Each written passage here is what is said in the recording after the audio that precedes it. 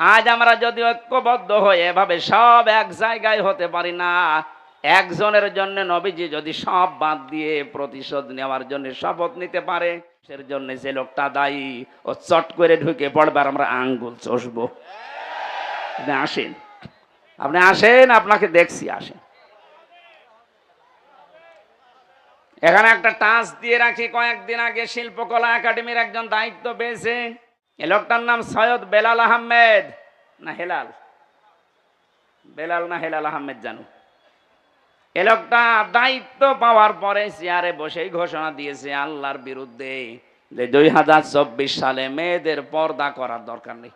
পর্দা করা এটা তো হামজার নির্দেশ। কার? বলেন বলেন। এ সরাসরি কথা বলেছে হামজার বিরুদ্ধে না আল্লাহর বিরুদ্ধে? এত তাফসীর মাহফিলে এই মানুষগুলো না, এটা রেকর্ড হচ্ছে, কালকেই সারা দেশে ছড়াবে। আমি এখন 18 কোটি মানুষের দায়িত্ব নিয়ে কথা বলছি। ইমিডিয়েটলি এই নাস্তিককে চেয়ার থেকে নামাতে হবে। এই কথা বলেন না কেন? নয়তো এরকম সাহস পাবে মানিকের মতো আরেকজন আসবে।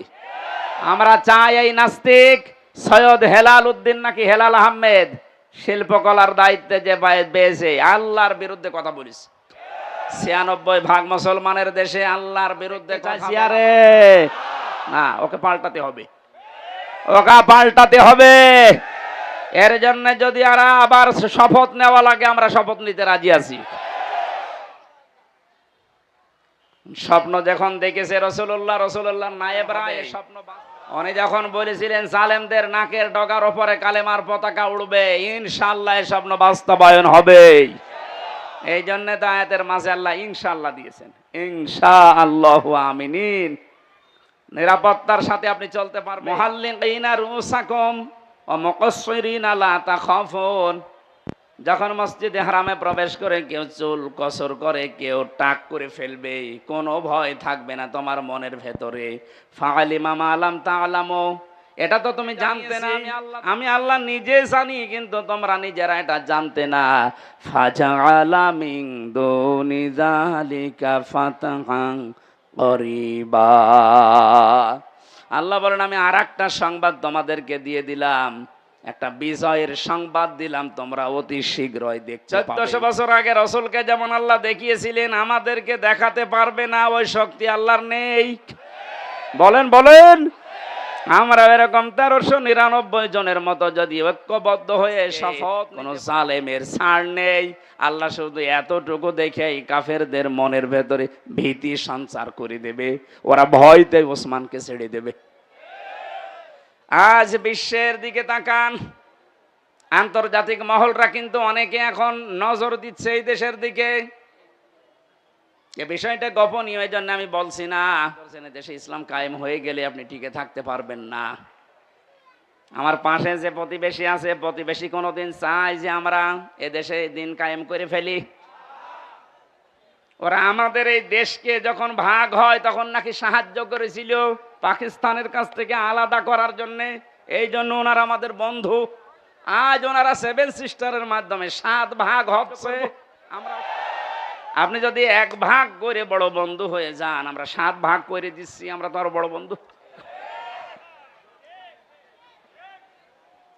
অলরেডি শুরু হয়ে গেছে, যা শুরু হয়েছে মণিপুরে, দেখেন কি হয়। কয়দিন নিয়ে টানাটানি বেজে যাবে দাদার। ফাতাহান করিবা, আসন্ন বিজয় আমরা দেখতে পাচ্ছি, বিজয় খুব নিকটে। আল্লাহ যেন চর্ম চোখে এটা দেখার তৌফিক দেয় যে দেশটা কোরআন দিয়ে চলছে এবং নিরাপদে আছে। শুধু চললেই হবে না, নিরাপত্তা লাগবে। 228টা রাষ্ট্র এখন দুনিয়ায়, মাত্র 57টা মুসলিম রাষ্ট্র, এর ভেতরে অধিকাংশগুলোই মুনাফিক। কথা বলেন না কেন?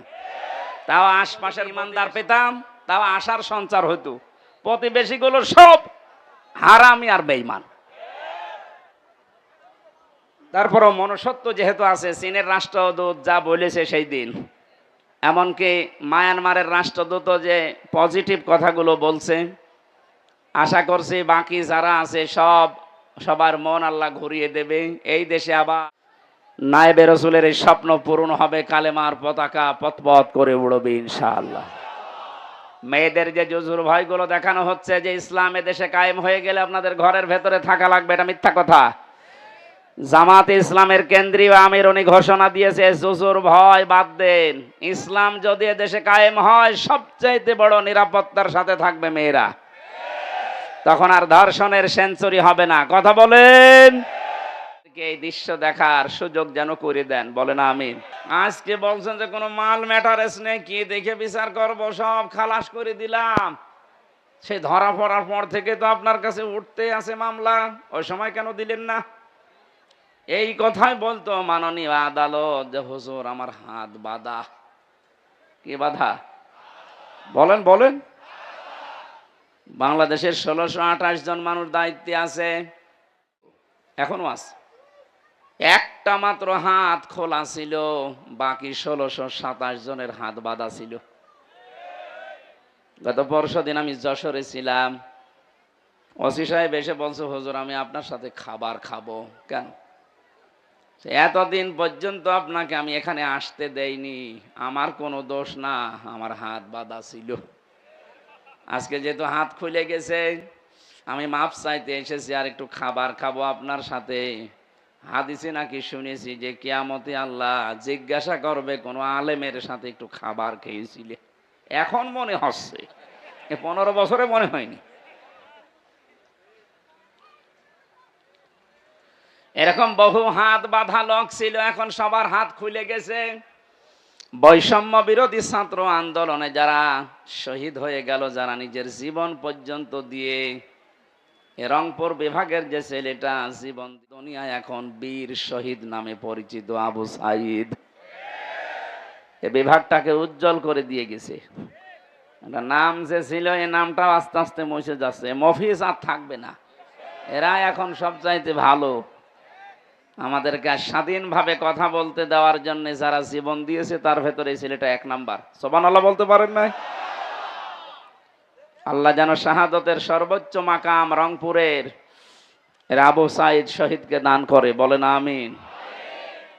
সুতরাং সংস্কার করার জন্য ওনারা যে উদ্যোগ নিয়েছিল, 9টা দফা দিয়েছিল, তার ভেতরে প্রথম যে আমরা কারো হাত রাখতে চাই না, শুধু একজনের হাত খোলা, যা মনে চাইতো তাই করতো, আর বাকি সব তো হাত বাঁধা। হাইকোর্টের বিচারপতি যদি বলে আমার কিছু করার নেই, হাত বাঁধা, তাও তো আমার মামলা না, একেবারে ঠুনকো মামলা। এইটা দেখে উনি বলছে না আমার কিছু করার নেই, তো তোর ওই চেয়ার তুই ভ্যান চালা।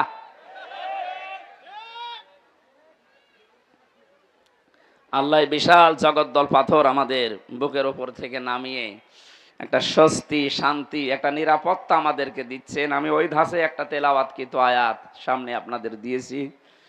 তাফসিরুল কোরআন মাহফিল তাফসির আকারে কথা বলার চেষ্টা চালাবো ইনশাআল্লাহ। আমি মনে করলাম যে এটা মনে হয় সিরাত মাহফিল, যেহেতু তাফসির মাহফিল লিখেছেন আমরা তাফসির আকারে কথা বলবো। আল্লাহ যেন আমাদের তৌফিক দেন। জাহাঙ্গীর আলম ভাই বলছিলেন যে একটা স্বস্তি লাগছে, একটা আনন্দ লাগছে, আমাদের আসলেও একটা আনন্দ লাগছে। কোন নিয়ামত পাওয়ার পরে যদি 3টা বিষয় আপনার সামনে আসে, তাহলে আপনি নিয়ামতের শুকরিয়া আদায় করেছেন। কয়টা? এটা একটা নিয়ামত না? এই যে মুক্তভাবে জীবনে কথা বলতে পারছি এখন, উনি বলছিলেন না যে এখন আর অনুমতি নেওয়া লাগবে না? হ্যাঁ, আসলেই তাই। সারা বাংলাদেশের 56,000 বর্গ মাইল। কয়েকদিন আগে গোয়েন্দা বিভাগের যিনি এখন, তিনি আমাকে বলছিল হুজুর যেখানে যে ধাঁচে আল্লাহ কথা বলেছে কোরআনে, আপনি ওই ফোর্সে কথা বলবেন, কোনো বাধা নেই, কারো অনুমতি এদেশে আর নেওয়া লাগবে না। অন্যান্য ধর্মের মানুষেরা যেভাবে তাদের ধর্ম পালন করে, আপনারা কোরআন প্রচার করবেন এই মুসলিম দেশে উন্মুক্ত, কোনো মহারতির আর অনুমতি লাগবে না। এটা বিশাল কথা না? বলছে যদি কেউ বাধা দেয় একটু টাচ দেবেন, এই নাম্বার সেভ করে রাখেন, ওর ঠ্যাং ভেঙে ফেলবো। বললাম যে স্যার আপনি ছিলেন কোথায়? বলছে না আমি কয়েকদিন আগে দায়িত্ব পেয়েছি, আমি এর আগে ছিলাম না, আমি একজন মুসলিম, আমার যা দায়িত্ব আমি পালন কর্ম মরণ পর্যন্ত। আল্লাহ যেন তাকে তৌফিক দেন, বলেন আমি। সুতরাং আমরা চাচ্ছি যত বিভাগ আছে বাংলাদেশে, বিচার বিভাগ, শিক্ষা বিভাগ, যত রকমের বিভাগ দেশে চলছে, স্বাস্থ্য বিভাগ সহ সব বিভাগের যারা দায়িত্বে আছেন তাদের হাত যেন আর বাধা না থাকে, খুলে যায়। বলেন বলেন। হাত খোলা থাকলে মানুষের যে সাহস হয়, তার বাস্তব প্রমাণে শহীদ আবু সাইদ হাত খুলে দাঁড়িয়েছিল। এক কথা বলেন না কেন? ওর হাত খুলে যেভাবে দাঁড়িয়েছে, কি সাহস বলেন তো? ওর কি জীবনের মায়া ছিল না? ছিল। ওর জীবনেরও মায়া ছিল। আমি কয়েকদিন আগে গিয়েছিলাম ওর কবরে। ওর বাবা বলছিল ছোটবেলা থেকে এরকম প্রতিবাদী, এমনিতেই গরিব মানুষের ছেলে, কিন্তু অন্যায় দেখলেও সহ্য করতে পারে না, প্রতিবাদ জানাবে, সে পেছনে যা হয় হোক। যেহেতু হাত খোলা ছিল, দেখেছেন কি সাহস, নিজের জীবন পর্যন্ত বলেছে নেই, বুকের ভেতর বইছে ঝড়, বুক পেতেছি গুলি কর, গুলিও করেছিল। যে মানুষগুলো গুলির সাথে সম্পৃক্ত, বলছে স্যার একটা মারি একটা মরে আর একটা যায় না, কি মানুষ আছে? এগুলো সব জানোয়ার। আরো ভিডিও করে করে আবার দেখাচ্ছে। যারা এর সাথে সম্পৃক্ত, কাউকে যেন ছাড় দেওয়া না হয়। নিরপরাধ যারা একেবারে ছোটখাটো জালেম আছে, এদের অত কিছু করার দরকার নেই। না, ছোটখাটো জালেমের আর কি করবে? আগস্টের 5 তারিখের 1:30 পর্যন্ত সব একেবারে জান্নাতে ছিল। বিকাল 5টা বাজার পরে আমার বংশের, তো আমার কুষ্টিয়ায় বাড়ি, আমার বংশের 100 জনের 98 জন সব বঙ্গবন্ধুকে দ্বিতীয় নবী মনে করে, মানে এইরকম গোড়া আওয়ামী লীগ। আমারে বিকাল 5টায় বলছে বাবাজি আমরা সব পাল্টিয়ে গেছি। পাল্টিয়ে গেছি মানে এখন আমরা সব জামাত ইসলামী। জামাত ইসলাম, তাও ভালো। ও যে পরিবর্তন হয়ে এত দ্রুত 4.5 ঘন্টার ভেতরে ইমান এনেছে, এখন সব পাল্টিয়ে গেছে। এই জন্য ছোটখাটো যে মানুষগুলো মাঝারি ধরনের জালেম ছিলেন, আর একেবারে ছোট জালেম, তারা দেখছে না আর কাজ হবে না, কারণ জালেমরা আর ঘুরতে পারবে না এদেশে। মানুষ এখন বড় সচেতন। যারা আসতে চাচ্ছেন, আমরা তো দেখতে পাচ্ছি দলে দলে মানুষ আসতেছে, এখনো তওবার দরজা খোলা আছে, এখনো এদেশে আপনাদের জন্য উন্মুক্ত আছে। ছোটখাটো জুলুম করেছিলেন, ফিরে আসেন, ওয়েলকাম জানাচ্ছি ইসলামে। কোথায় আসবেন বলেন তো? ইসলামে আসবেন। আল্লাহ ইয়াসলিমুন আন নাস এমনি দেয়নি, ওই জুলুম তো বন্ধ হয়ে গেছে, কিন্তু এখনো জুলুম থেমে নেই। আপনি কি মনে করছেন জুলুম বন্ধ হয়ে গেছে? এখন অনেক ঘাপটি মারা মোনাফিক ছিল এই 5 তারিখের পর থেকে আজকের এই 13 তারিখ পর্যন্ত, ওরা এখনো পর্যন্ত থেমেনি, ওরা এখনো চালিয়ে যাচ্ছে। যারা এগুলো করছেন আপনারা থামেন, নয়তো আপনার কপালে ওই জালেমদের মতো আগুন লাগবে। ওদেরকে এতদিন জালেম বলতেন আপনি নিজে, আর এখন নিজেই জুলুমবাজ হয়ে গেছেন। এখন আপনি নিজে মানুষের বাড়ি ঘরে আক্রমণ চালাচ্ছেন দিনে রাতে, চাঁদা তো আবার চালু হয়ে যাচ্ছে। এগুলো মানুষ না, এগুলোও জালেম, এগুলোও মামলার আসামি আল্লাহর। কার? যারা আল্লাহর মামলার আসামি হয় তারা আমাদের বন্ধু হতে পারে? এজন্য আপনারা থামবেন। আপনারা যদি না থামেন, জনগণ উপযুক্ত জবাব দেবে সামনে ইনশাআল্লাহ। আজকের জরিপ দেখেছেন সকালে, ইন্টারন্যাশনাল জরিপ বের হয়েছে বাংলাদেশের। 100 জনের 28 জন জাতীয়তাবাদী দল যেটা আছে এটাকে সাপোর্ট করছে। 100 জনের 14 জন যারা বিদায় নিয়েছে জালেমদের সাপোর্টে আছে। 100 জনের 58 জন ইসলাম যারা চায় তাদেরকে সাপোর্ট করছে। এটা যদি অব্যাহত থাকে, এই চুপ করেন। জালেমরা তো বুঝে ফেলেছে, এই মোনাফিকরাও অনেকে বুঝেছে যে না, এত দিনকাল ভালো না। এই কয়দিনের ভেতরে যদি 58 ভাগ হয়ে যায় ইসলামপন্থীরা, আর 1 মাস যেতে দেন, 100 ভাগের 80 ভাগ হয়ে যাবে ইনশাল্লাহ। এই জন্য অনেকে বলছে না আর দরকার নেই, তাড়াতাড়ি আপনি দেন, আমরা আবার বসি। আবার বসি মানে জায়গাটা যদি ক্লিয়ার না করে ওই জায়গায় দেন, আবার তো দিনের ভোট রাতে হবে। এক লোক বিয়ে করে কেবল বাসর ঘরে ঢুকবে, দাদি শাশুড়ি এসে বলছে দেখো আমার কিন্তু একটা পুতি চাই। উনি মাথা নিচু করে বলছে দোয়া করেন, হবে। শাশুড়ি এসে বলছে বৌমা যাই করো আমার কিন্তু নাতি চাই। ঠিক আছে, দোয়া তো করেন। ননদ এসে বলছে আমার ভাতিজা চাই। দেবর এসে বলছে আমার ভাগ্নে চাই। স্বামী এসে বলছে তুমি কি করবা জানি না, আমার কিন্তু বেবি চাই। বউ এবার মুখ উঁচু করে বলছে স্বামী আপনার বংশের কি সব পাগল, কেবল আসলাম এখনো কিছুই হইল না, আর আপনারা এক একজন বেবি চান, ভাতিজা চান, পতি চান, নাতি চান, তো আমার সময় তো দেবেন 10 মাস 10 দিন। সময় না দিয়ে যা করেছেন, আরম্ভ করেছেন, তো আমি পাবো কোথায়? আমি কি ওগুলো ফ্লেক্সি লোড করে সাথে নিয়ে আসবো? তো যাদের আমরা দায়িত্ব দিয়েছে ছাত্র জনতা মিলে, এরা কি ফ্লেক্সি লোড করে নিয়ে আসবে? এই জায়গাগুলো পাল্টাতে হবে না? একটু সময় তো দেবেন, অন্তত 10 মাস 10 দিন। আর কথা বলেন না কেন? আপনি এখনই লাফাচ্ছেন। জামাতে ইসলামের কেন্দ্রীয় আমির ডাক্তার শফিকুর রহমান জানিয়েছে আমরা সময় দিতে চাই, যৌক্তিক এবং সম্মানজনক একটা সময় চাই। যে সমস্ত জায়গাগুলো এই 15.5 বছরে পুরাটা নষ্ট হয়ে গেছে, আপনি একটু ভাবেন তো কত বড় দুর্নীতিগ্রস্ত হলে জাতীয় মসজিদের ইমাম পালিয়ে যায়। কেন্দ্রীয় মসজিদ বাইতুল মোকাররমের ইমামও পালিয়ে গেছে। কোথায় ছিল দেশটা? প্রত্যেকটা দিক আর বিভাগে এরকম।